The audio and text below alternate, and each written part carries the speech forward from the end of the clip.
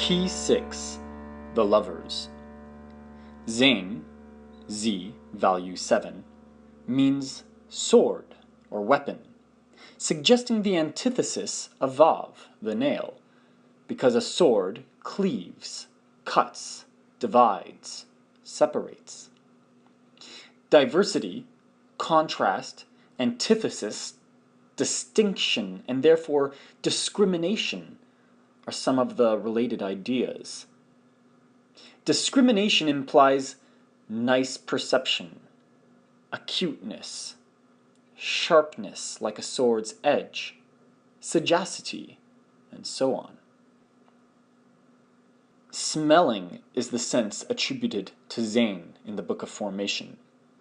The sense of smell has been always associated with keen perception and sagacity. An old Kabbalistic maxim says, properties are discerned by the nose. Our everyday speech has a number of phrases like smell out to suggest approach to truth.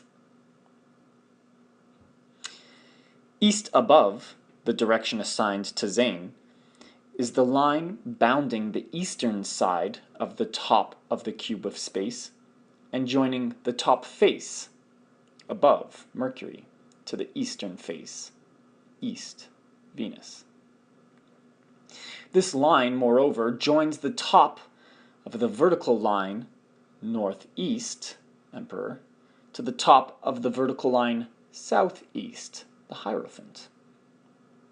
The combination of east and above suggests the working together of the subconscious power of creative imagination, Empress, and the self-conscious power of acute discrimination, Magician. Gemini, the twins, is the zodiacal sign attributed to Zain. The name of this sign suggests duality, division, and other ideas related to the meaning of the letter. It is difficult to tell twins apart, and to do so requires nice discrimination. Gemini is ruled by Mercury, Key 1, the Magician, sometimes personified in Egyptian mythology as the jackal-headed Anubis, representing discernment and sagacity because of the jackal's keen sense of smell. Gemini governs the lungs, collarbones, shoulders, arms, and hands, all in pairs. Gemini people are said to be given to inquiry, investigation, and experimentation. They often engage in mental pursuits. In our color scale, Gemini is represented by orange. The corresponding musical tone is D natural. Gemini is a common sign of the airy triplicity. Disposing intelligence is the mode of consciousness assigned to the letter Zain. To dispose is literally to place apart, to arrange, to distribute, to apportion, to divide. Thus, analysis, implied by the meanings of the letter name sword, classification, organization, preparation, and adjustment are all related to this mode of consciousness. This it is which shows itself in our disposition, and one's disposition can be modified by right discrimination. The Lovers is the more usual title.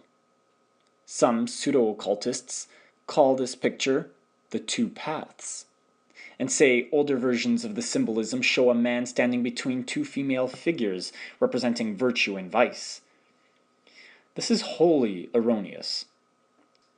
In old exoteric versions of tarot, there are three figures, a youth and a maiden facing a crowned woman. These are the Kabbalistic son and bride combined with the Kabbalistic mother or queen. The design, aside from its deeper meaning, has obvious reference to marriage. The title intimates the union of opposite but complementary modes of existence.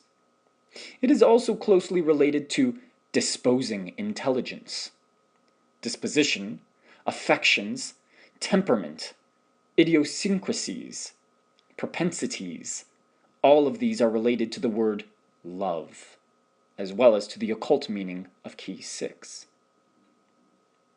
Our version is essentially the same as Dr. Waite's, and both are based on the unpublished Esoteric Tarot.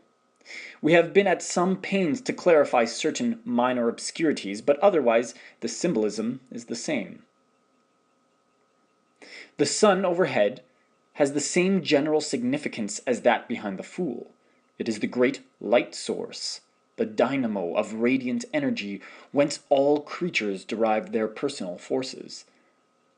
Here it is yellow or golden instead of white, to show that it is our day star, the actual physical sun, whence we draw not only energy and life, but also, says ageless wisdom, potential consciousness. The sun is not merely a center of physical force, a thing in the sky. It is the body of a being. The angel is Raphael, angel of air, the element attributed to Gemini, and, in the symbolism of the Roman Church, the particular angel of the planet Mercury. He is also the great archangel of the eastern quarter of the heavens, east above. Here he represents superconsciousness, and thus is related also to the Fool. His airy nature is indicated by the color of his skin. The yellow we have associated with air and with Mercury. His violet garment carries out the same idea, because violet is the color complement of yellow. Another indication of his airy nature is the fact that he is supported by clouds. He is the cosmic life breath, prana, superconsciousness. His influence descends on both figures below, streaming from his upraised hands. The mountain in the background combines several meanings. Mountains are symbols of the abode of the gods. Consider Sinai, Olympus, Meru, Fujiyama. Again, they suggest climbing, aspiration, the possibility of attainment. We all have peaks to climb, and the incentive to action.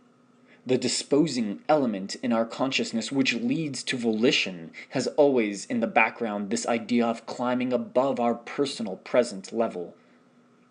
Thus, the mountain represents what alchemists call the great work. Again, a mountain is often a phallic symbol of pregnancy or gestation, suggesting preparation, organization, and like ideas we have already developed in connection with the letter Zayn. The man at the right of this key is Adam, namer of things and tiller of the soil. He is also the magician of the tarot. Behind him is a tree bearing 12 fiery fruits. These are the signs of the zodiac, and each flame is triple, because astrologers subdivide every sign into 3 parts, or decanates. Thus, the tree behind the man is the tree of human life, and its fruits represent the 12 main types and 36 subtypes of personality, or self-conscious life expression. The woman at the left is Eve. She is also the high priestess and the empress. Behind her is the tree of knowledge of good and evil. It bears 5 circular fruits, the 5 senses. Up the tree climbs the serpent of sensation, because temptation arises from subconscious memory of sensation, or from suggestions based thereon. The serpent is also a symbol of wisdom and of redemption.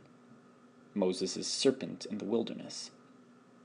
Because wisdom and liberation result from the right adaptation of the very forces which, at first, tempt us into mistaken action. Thus, Dr. Waite says, quote, "The suggestion in respect of the woman is that she signifies that attraction towards the sensitive life which carries within it the idea of the fall of man. But she is rather the working of a secret law of providence than a willing and conscious temptress. It is through her imputed lapse that man shall rise ultimately, and only by her can he complete himself." End quote. In practical psychology, the lesson of the picture is plain. The woman looks toward the angel, the man toward the woman. The self-conscious intellectual mind, although it is the determining factor in personal consciousness, does not become directly aware of superconsciousness. Self-consciousness, as the symbolism of Key 1 shows, does receive and transmit the powers of superconsciousness, but conscious awareness of the nature of those powers comes from careful observation of the activities of subconsciousness. Powers are developed within, and the subconscious within is the woman. From that within, they are educated or drawn forth in response to self-conscious impulses, and their manifestation is in the field of self-consciousness, the without. Development comes by response of the inner to the outer. It is the answer of woman to man that peoples the world. It is the response of the interpreting subconsciousness to the observing self-consciousness that peoples the thought world with ideas. This is a basic law of mental development. Its constructive operation depends on the discriminative exercise of self-conscious powers. Personal happiness, health, and success depend on harmonious cooperation of these two modes of mental activity. To secure this harmony, we must understand that both are expressions of a power superior to either. We must see also that subconsciousness is the mode which, in response to suggestions originated and framed by self-consciousness, brings us into personal relationship with this superior power. Furthermore, the relationship between self-consciousness and subconsciousness should be one of loving intimacy. Hence the two figures are nude. They veil nothing from each other. This is not the state of affairs with most people. Too often, self-consciousness and subconsciousness are not on speaking terms. Consciously, we accept this or that idea. Subconsciously, we seek the realization of its opposite. To correct this error, to establish harmony between these two phases of personality, is to have clear, unmixed, unadulterated desires. Again, since love is the ideal relation between the two modes of consciousness, this picture warns us against any attempt to bully or coerce subconsciousness. Persuade subconsciousness, and it will do anything for you. Endeavor to drive it harshly, and you set into operation the law of reversed effort, so that you get a result just the opposite to that at which you aim. Discrimination, then, is the key to the establishment of happy cooperation between the two modes of personal consciousness. The burden falls on self-consciousness because it is the framer of suggestion. If it be careless and lax in observation, or harsh and driving in giving commands to subconsciousness, the results are destructive. On the other hand, if self-conscious intellect perceives the true relation among the three modes of consciousness, as symbolized in Key 6, it will be able to frame a series of suggestions which will make it the recipient of superconscious guidance through the agency of subconsciousness.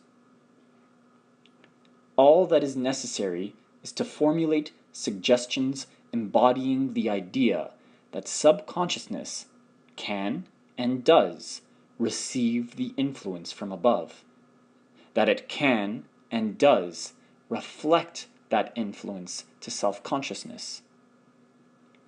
Frame suggestions like these in words of your own. Study the picture and find words to express its meaning in a formula of autosuggestion. Your own words are best and have the most power. You will be amazed and delighted with the result.